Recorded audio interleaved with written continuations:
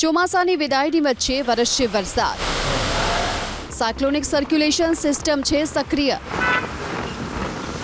નવરાત્રિમાં મેઘરાજા બોલાવી શકે છે રમઝટ।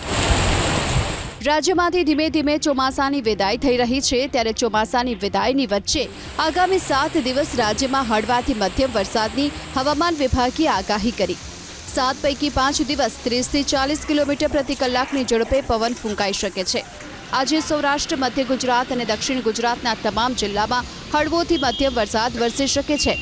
અમદાવાદમાં પણ આજે ગાજવીજ સાથે હળવા વરસાદની હવામાન વિભાગે આગાહી કરી, તો આવતીકાલે સૌરાષ્ટ્રના દેવભૂમિ દ્વારકા, પોરબંદર, જૂનાગઢ, ગીર સોમનાથની સાથે જામનગર, રાજકોટ, મોરબી, બોટાદ, અમરેલી, ભાવનગર અને સુરેન્દ્રનગર જિલ્લામાં યલો એલર્ટ આપવામાં આવ્યું, જ્યારે અમદાવાદ, ગાંધીનગર, સાબરકાંઠા, અરવલ્લીમાં પણ વરસાદનું યલો એલર્ટ જાહેર કરાયું। મધ્ય ગુજરાતના મહીસાગર, આણંદ, ખેડા, વડોદરા, પંચમહાલ, દાહોદ અને છોટાઉદેપુર જિલ્લામાં પણ હળવોથી મધ્યમ વરસાદ વરસી શકે છે, જ્યારે દક્ષિણ ગુજરાતના ભરૂચ, નર્મદા, સુરત, તાપી, નવસારી, ડાંગ અને વલસાડમાં પણ વરસાદનું યલો એલર્ટ જાહેર કરાયું।